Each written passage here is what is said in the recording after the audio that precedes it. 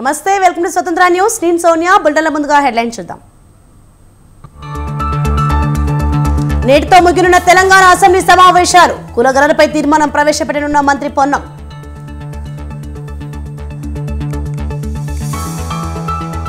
ఇవాళ కాంగ్రెస్ లో చేరిన బీఆర్ఎస్ నేతలు దీపాదాస్ మున్షి సీఎం రేవంత్ సమక్షంలో చేరికలు.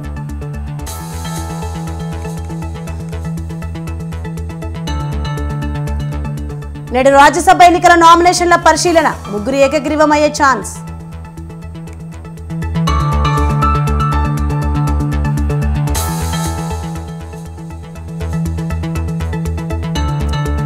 ఇవాళ తెలంగాణలో ఆటోల బంద్. మహాలక్ష్మి పథకంతో గిరాకీ లేదంటున్న డ్రైవర్లు.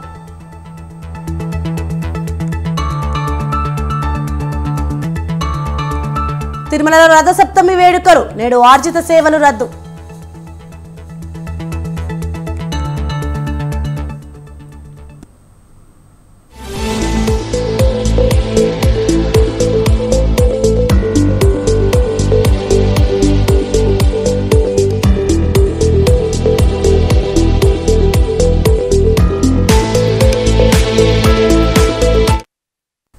రైట్, బ్రేకింగ్ న్యూస్ చూస్తున్నాం. తెలంగాణ శాసనసభ బడ్జెట్ సమావేశాలు ఇవాళతో ముగియనున్నారు. ఉదయం 10 గంటలకు సమావేశాలు ప్రారంభం కానున్నాయి. ఈ సందర్భంగా ప్రభుత్వం బీసీ కులగణనపై తీర్మానం ప్రవేశపెట్టనుంది. తీర్మానాన్ని మంత్రి పొన్నం ప్రభాకర్ ప్రవేశపెట్టనున్నారు. అలాగే ఇరిగేషన్పై ప్రభుత్వం శ్వేతపత్రం విడుదల చేయనుంది. దీనిపై సభలో స్వల్పకాలిక చర్చ జరుగుతుంది. ఇరిగేషన్పై అధికార ప్రతిపక్షాల మధ్య వాడివేడిగా చర్చ జరిగే అవకాశం ఉంది.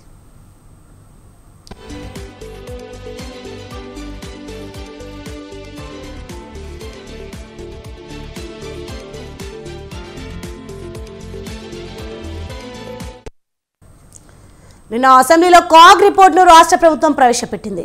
కాగ్ రిపోర్టులో సైతం కాళేశ్వరం ప్రాజెక్టులో అనేక అవకతవకలు జరిగినట్లు ప్రస్తావించింది. ఈరోజు ఇరిగేషన్ చర్చలో ప్రధాన అస్త్రంగా కాగ్ రిపోర్ట్ మారనుంది.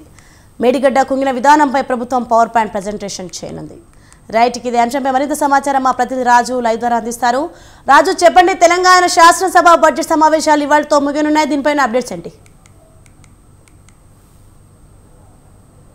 రైట్స్తోని ఇవాళతోని శాసనసభ సమావేశాలు ముగియనున్నాయి. ముఖ్యంగా మరికాసేపట్లోనే ఈ యొక్క శాసనసభ సమావేశం ఉదయం 10 గంటలకు ప్రారంభమవుతుంది. ప్రారంభమైన వెంటనే కూడా ప్రభుత్వ రెజల్యూషన్స్, అందులో కులగణనకు సంబంధించినటువంటి తీర్మానం చేస్తారు. ఆ తీర్మాన ప్రతిని కూడా బీసీ సంక్షేమ శాఖ మంత్రిగా ఉన్నటువంటి పొన్నం ప్రభాకర్ సభకు పరిచయం చేస్తూ కూడా తీర్మానం చేస్తారు. ఆ అనంతరం కూడా సభలు చర్చ జరగనుంది. అనంతరం ప్రతిపక్ష నేతలు బీఆర్ఎస్, బీజేపీ, ఎంఐఎం అలాగే సిపిఐ నేతలు కూడా ఆ యొక్క కులగణనకు సంబంధించినటువంటి అంశాలు చర్చకు లేవనెత్తనున్నారు. దాని మీద ప్రభుత్వం సమాధానాలు చెప్పనుంది. అనంతరం కూడా ఈ యొక్క కులగణన తీర్మానం ముగిసిన అనంతరమే ఇరిగేషన్ మీద నీటిపారుదల శాఖలో అనేక ఇప్పటికే అవినీతి జరిగింది, దాంతోపాటుగానే అవకతవకలు జరిగాయంటూ కూడా నిన్న నివేదికను కావచ్చు, అలాగే అంతకుముందుకు ఇప్పటికే కాళేశ్వరానికి సంబంధించి పెద్ద ఎత్తున అవినీతి ఆరోపణలు చేసినటువంటి కాంగ్రెస్ పార్టీ ఇవాళ నీటిపారుదల రంగానికి సంబంధించి శ్వేతపత్రాన్ని అసెంబ్లీలో ప్రవేశపెట్టాలనేటటువంటి నిర్ణయానికి వచ్చింది. ఇప్పటికే దానికి సంబంధించినటువంటి అన్ని ఏర్పాట్లు అయితే చేయడం అనేది జరిగింది. స్పీకర్ అనుమతి కూడా తీసుకోవడం జరిగింది. దాంతోపాటుగానే మేడిగడ్డ పర్యటన మొన్న ప్రజాప్రతినిధులందరూ మేడిగడ్డ అసెంబ్లీ నుంచి నేరుగా మేడిగడ్డకు వెళ్ళారు. దాని సందర్శనం చేసిన అనంతరం కూడా అక్కడ ఉన్నటువంటి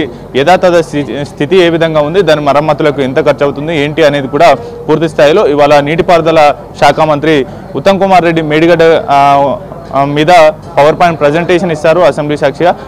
దానికి సంబంధించి కూడా ఏర్పాట్లు చేయడం అనేది జరిగింది పూర్తి స్థాయిలో. నిన్న స్పీకర్ కూడా స్పీకర్ అనుమతి లేకుండా అసెంబ్లీలో ఎటువంటి వీడియోలు ప్రదర్శించడం లాంటివి చేయకూడదు అనేది సూచనలు చేశారు. దానికంటే ముందుగానే ఈ యొక్క పవర్ పాయింట్ ప్రజెంటేషన్ కావచ్చు, అలాగే శ్వేతపత్రానికి సంబంధించి కూడా అనుమతి తీసుకున్నారు. ఇవాళ నీటిపారుదల రంగానికి సంబంధించి ఒకవైపు కేఆర్ఎంబి అలాగే కాళేశ్వరం నడుమ అధికార ప్రతిపక్షాల నడుమ పెద్ద ఎత్తున వాటర్ వార్ నడుస్తూ ఉంది తెలంగాణ రాష్ట్రంలో. ఇదే నేపథ్యంలో నీటిపారుదల శాఖకు సంబంధించి అటు గత 10 ఏళ్ల పాలనలో నీటిపారుదల రంగంలో చేసినటువంటి నిర్మించినటువంటి ప్రాజెక్టులు ఎంత, వాటిలో ఎస్టిమేషన్ ఎంత, వాస్తవానికి అది పెరిగింది ఎంత, వాస్తవానికి ఖర్చు చేసింది ఎంత, దానివల్ల ఎన్ని ఎకరాల భూమికి నీరు అందించింది అనేటటువంటి అంశాలను కూడా పూర్తి స్థాయిలో ఈ యొక్క సమావేశంలో చర్చించనున్నారు. ముఖ్యంగా శ్వేతపత్రం విడుదల చేయాలని గత అసెంబ్లీ నీటిపారుదల రంగం మీద శ్వేతపత్రం విడుదల చేయాలని గత అసెంబ్లీ సెషన్లోనే కాంగ్రెస్ పార్టీ నిర్ణయించుకున్నప్పటికీ కూడా పూర్తి ఆధారాలతోనే బయట పెట్టాలి. ఈ యొక్క శ్వేతపత్రం అనేది పూర్తి స్థాయిలో అన్ని రకాల అంశాలు చర్చించిన అనంతరం మాత్రమే ఇందులో సభలో ప్రవేశపెట్టాలనేటటువంటి అంశానికి సంబంధించి కొంత ఆలస్యమైంది. దాంతోపాటుగానే ఈ యొక్క ఇవాళ నీటిపారుదల రంగానికి సంబంధించి శ్వేతపత్రం విడుదల చేయనున్నారని చెప్పుకోవాలి. దీంతో పాటుగానే ఇరిగేషన్ శాఖ మంత్రిగా ఉన్నటువంటి ఉత్తమ్ కుమార్ రెడ్డి ఇవాళ పవర్ పాయింట్ ప్రజెంటేషన్ ఇస్తారు. మేడిగడ్డ అలాగే దాని కింద ఉన్నటువంటి బరేజ్లు ఏ విధంగా ఉన్నాయి, దాని యొక్క ఇప్పుడు ప్రస్తుతం నీటిని కింద దిగువనున్నటువంటి వ్యవసాయ భూములకు నీటిని అందించాలంటే ఎటువంటి ప్రత్యామ్నాయాలు ఏర్పాటు చేయాలి, ఇప్పుడు మరమ్మతులు చేయడానికి ఎంత ఖర్చు అవుతుంది, పూర్తి స్థాయిలో మేడిగడ్డకు పెట్టినటువంటి ఎక్స్పెండిచర్ ఎంత అనేటటువంటి అంశాల వారీగా కూడా సభలో చర్చకు తీసుకొచ్చేటటువంటి అవకాశం అయితే కనిపిస్తూ ఉంది. మొన్న కూడా ఇతర కేఆర్ఎంబికి సంబంధించి కృష్ణానది మీద నిర్మించినటువంటి ప్రాజెక్టుల నిర్వహణ బాధ్యత పూర్తిగా బోర్డుకు అప్పచెప్తా ఉన్నారు, కేంద్రానికి అప్పచెప్తా ఉన్నారు అనేటటువంటి ఆరోపణలు బీఆర్ఎస్ చేసిన నేపథ్యంలో కూడా గత ప్రభుత్వమే ఇటువంటి ఒప్పందాలు చేసుకుంది, దాన్ని మేము కొనసాగిస్తున్నామంటూ కూడా అసెంబ్లీ సాక్షిగా కాంగ్రెస్ పార్టీ సమాధానం చెప్పేటటువంటి ప్రయత్నం చేసింది. మరోసారి ఈ యొక్క ఓవరాల్గా మొన్న కేవలం కృష్ణానది మీద ఉన్నటువంటి ప్రాజెక్టులకు సంబంధించినటువంటి నివేదికలు అలాగే మినిట్స్ను ప్రదర్శించినటువంటి ఉత్తమ్ కుమార్ రెడ్డి నేడు పూర్తి స్థాయిలో రాష్ట్రానికి నీటి వాటాలు ఎంత రావాలి అనేటటువంటి అంశాలను పూర్తి స్థాయిలో రాష్ట్రంలో ఉన్నటువంటి ప్రాజెక్టులు అలాగే ఆ ప్రాజెక్టుల నిర్మాణానికి సంబంధించి వ్యయం కాంట్రాక్టులు ఎవరికి కట్టబెట్టారు అనేటటువంటి అంశాలు పూర్తి అంశాలతో ఈ యొక్క శ్వేతపత్రం అయితే ఉండబోతుంది. దాని తర్వాత కూడా పవర్ పాయింట్ ప్రజెంటేషన్ ఉంటుంది. ముఖ్యంగా పవర్ పాయింట్ ప్రజెంటేషన్ ఇప్పటికే ఈ సెషన్లో కేఆర్ఎంబీ మీద చేశారు. ఈసారి మేడిగడ్డ వచ్చినటువంటి కుంగుబాటు, దాంతోపాటుగానే సరస్వతి బ్యారేజ్లో బొంగలు రావడం, ఇటువంటి అంశాలను కూడా ప్రధానంగా చర్చకు తెస్తూ దానివల్ల రాష్ట్ర ప్రభుత్వ ఖజానాకు గండిపడింది అనేటటువంటి అంశాన్ని ప్రజలకు వివరించేటటువంటి ప్రయత్నం అయితే ఈ యొక్క సెషన్ ద్వారా చేయనున్నారు. అనంతరం కూడా శాసనసభ ఇవాళతో ముగియనుంది. అనంతరం కొన్ని రిజల్యూషన్స్ పాస్ చేసిన అనంతరం కూడా ఈ యొక్క శాసనసభ ఇవాళ ముగియనుంది. సోని, మరి ఇవాళతో శాసనసభ సమావేశాలు ముగియనున్నాయి. తదుపరి అనంతరం ప్రత్యేక అంశాలు ఏమైనా ఉన్నాయా? అలాగే సభకు మాజీ సీఎం కేసీఆర్ హాజరయ్యే అవకాశం ఉందా? మాజీ సీఎం కేసీఆర్ సభకు హాజరు కావాలని ప్రస్తుత సీఎం రేవంత్ రెడ్డి కూడా ఆగ్రహం వ్యక్తం చేస్తున్నారు. దీనిపైన సమాచారం. ఈ శాసనసభలు రెండు కాంగ్రెస్ పార్టీ అధికారంలోకి వచ్చిన తర్వాత నిర్వహించినటువంటి 2 సెషన్స్ కూడా మాజీ సీఎం కేసీఆర్ హాజరు కాలేదు. ప్రధాన ప్రతిపక్ష నేతగా ఉన్నటువంటి కేసీఆర్ కూర్చునేటటువంటి చైర్ కూడా ఖాళీగానే ఉంటుంది. అయితే ప్రధాన ప్రతిపక్ష నేత బీఏసీ సమావేశానికి కూడా హాజరు కాలేదు. ఆయనతో పాటుగా కడియం శ్రీహరి వెళ్తారని భావించినప్పటికీ ఆయన అసెంబ్లీకి ఈసారి హాజరవుతారనేటటువంటి పెద్ద ఎత్తున వార్తలు వచ్చినప్పటికీ కూడా ఆయన అసెంబ్లీకి రావడానికి ఇష్టపడలేదు. కాకపోతే నల్గొండ సభ ద్వారా కాంగ్రెస్ పార్టీ నిర్ణయాలను ఎండగట్టేటటువంటి ప్రయత్నం అయితే చేశారు. దాంతోపాటుగానే ముఖ్యంగా ఇవాళ కూడా మాజీ సీఎం కేసీఆర్ సభకు హాజరయ్యేటటువంటి అవకాశం లేదు. ఎందుకంటే గతంలో అసెంబ్లీ నుంచి ప్రతిపక్షంలో ఉన్నటువంటి రేవంత్ రెడ్డిని అసెంబ్లీ నుంచి సస్పెండ్ చేయడము, ఇలాంటి అంశాలను దృష్టిలో పెట్టుకుని అప్పుడు గతంలో ఆయన కూర్చున్నటువంటి పొజిషన్ నుంచి ఇప్పుడు రేవంత్ రెడ్డి కూర్చున్నటువంటి సీఎం కుర్చీకి సంబంధించి ఆయన కొంత అసెంబ్లీకి రావడానికి అయితే పూర్తి స్థాయిలో ఆయన కొంత సుముఖంగా లేరనే చెప్పుకోవాలి. దీంతో పాటుగానే ఇవాళ శాసనసభలో కూడా పూర్తి స్థాయిలో కులగణన అంశం కావచ్చు, దాంతోపాటుగానే ఇరిగేషన్ శాఖ మీద శ్వేతపత్రం కావచ్చు, దాంతోపాటుగానే మేడిగడ్డ మీద పవర్ పాయింట్ ప్రజెంటేషన్, ఇవన్నీ వరుసగా ఉండనున్నాయి. అయితే ఈ పవర్ పాయింట్ ప్రజెంటేషన్ కావచ్చు, అలాగే శ్వేతపత్రము, కులగణన కూడా నిన్ననే సభలో ప్రవేశపెట్టాలని కాంగ్రెస్ ప్రభుత్వం భావించినప్పటికీ కాకపోతే నిన్న ఓటాన్ అకౌంట్ బడ్జెట్ మీద ద్రవ్య వినిమయ బిల్లు మీద చర్చ ఆలస్యమైంది కాబట్టి ఇవాళకి ఈ యొక్క కార్యక్రమాలన్నీ ఇవాళ బిల్లులు అలాగే తీర్మానాలు కూడా వాయిదా వేశారు అనేది అయితే చెప్పుకోవాలి. పూర్తి స్థాయిలో ఇవాళ కొంత హాట్గా ఈ యొక్క సభ అధికార ప్రతిపక్ష నేతల మధ్య మాటల యుద్ధమే కొనసాగనుందనేది అయితే చెప్పుకోవాలి. ఎందుకంటే ఇప్పటికే రాష్ట్రంలో కేఆర్ఎంబీ, అటు కాళేశ్వరానికి సంబంధించి అధికార ప్రతిపక్షాల నడుమ వాటర్ వార్ కొనసాగుతూ ఉంది. పదే పదే ఆరోపణలు ప్రతి ఆరోపణలు చేసుకుంటున్న నేపథ్యంలో కూడా ఇవాళ మరోసారి నీటిపారుదల రంగానికి సంబంధించి ఈ యొక్క శ్వేతపత్రం కావచ్చు, అలాగే ఈ యొక్క పవర్ పాయింట్ ప్రజెంటేషన్ ఇస్తున్న క్రమంలో కూడా నేతల మధ్య వాడివేడి చర్చ జరిగేటటువంటి అవకాశం అయితే కనిపిస్తూ ఉంది. సోని, right, thanks for the information రాజు.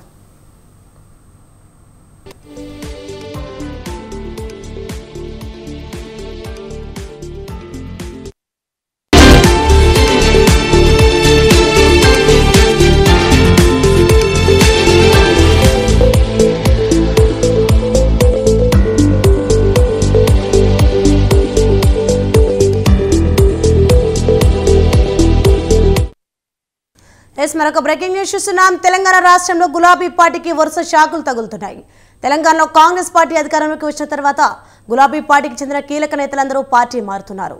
అధికారంలోకి కాంగ్రెస్లోకి రావడంతో ఆ పార్టీలోకి జంప్ అవుతున్నారు. అలాగే మరో 2 నెలల్లో పార్లమెంట్ ఎన్నికలు జరగనున్న నేపథ్యంలో కాంగ్రెస్ టికెట్లు ఆశించి కూడా కొంతమంది బయటకు వెళ్తున్నారు. ఈ నేపథ్యంలోనే ఇవాళ గులాబీ పార్టీ నుంచి మరో 4 కాంగ్రెస్ పార్టీ గూటికి చేరనున్నారు. MLC Patnam Mahender Reddy, Vikarabad ZP chairperson Sunitha Mahender Reddy, GHMC deputy mayor Mothe Srilatha Shobhan Reddy, మాజీ మేయర్ బొంతు రామ్మోహన్, మాజీ ఎమ్మెల్యే దగ్గర కృష్ణారెడ్డి, రంగారెడ్డి జిల్లా జెడ్పీ చైర్పర్సన్ తీగల అనితారెడ్డి కాంగ్రెస్ పార్టీలో జాయిన్ కానున్నారు. సీఎం రేవంత్ రెడ్డి సమక్షంలో ఎమ్మెల్సీ పట్నంను మహేందర్ రెడ్డి దంపతులు సహా మిగతా బీఆర్ఎస్ నేతలు కాంగ్రెస్లో చేరుతున్నారు.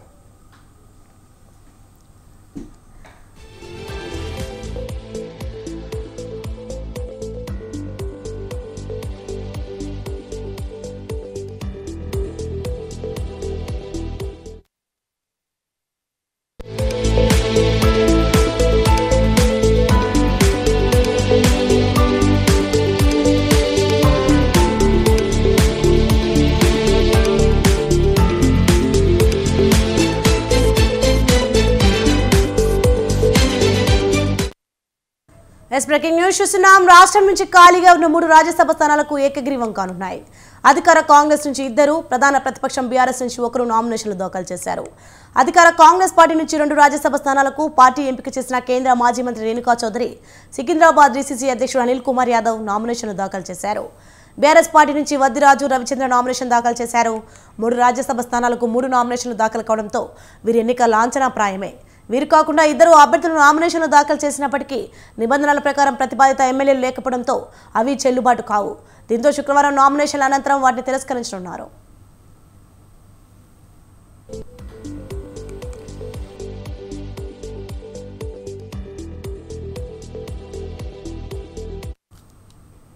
రేణుకా చౌదరి, అనిల్ కుమార్ యాదవ్లు 3 సెట్ల చొప్పున, వద్దిరాజు రవిచంద్ర 2 సెట్ల నామినేషన్ పత్రాలు సమర్పించారు. ఒక్కో నామినేషన్ సెట్పై సదరు అభ్యర్థిని ప్రతిపాదిస్తూ 10 మంది చొప్పున ఎమ్మెల్యేలు సంతకాలు చేశారు. ఈ లెక్కన రేణుకా చౌదరి, అనిల్ కుమార్ నామినేషన్ సెట్లపై మొత్తం 60 మంది ఎమ్మెల్యేలు, వద్దిరాజు నామినేషన్పై 20 మంది బీఆర్ఎస్ ఎమ్మెల్యేలు సంతకాలు చేశారు. 3 రాజ్యసభ స్థానాలకు గాను 3 నామినేషన్లనే రావడంతో వారి ఎన్నిక ఏకగ్రీవమే కానుంది. అయితే షెడ్యూల్ ప్రకారం శుక్రవారం స్క్రూటినీ జరుగుతుంది.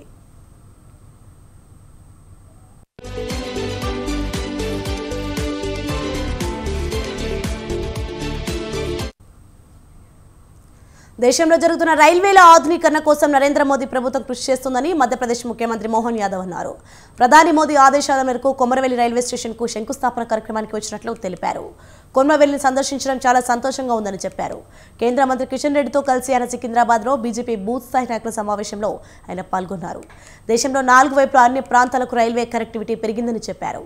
దేశ ఆర్థికాభివృద్ధికి రైల్వేలు కీలక పాత్ర పోషిస్తున్నాయి. మహంకాళి, ఉజ్జయిని సందర్శించడానికి మధ్యప్రదేశ్కు రావాలని కార్యకర్తలను పిలుపునిచ్చారు.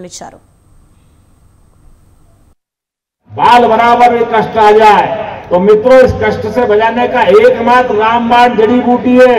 वो जड़ी बूटी के सैनिक आप सब हो।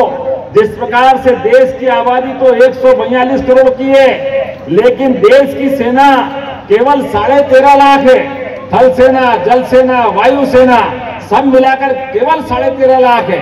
इसलिए वो 13.5 लाख दुनिया Yes, KV Bulletin updates. For more updates, keep watching Swatandhra News.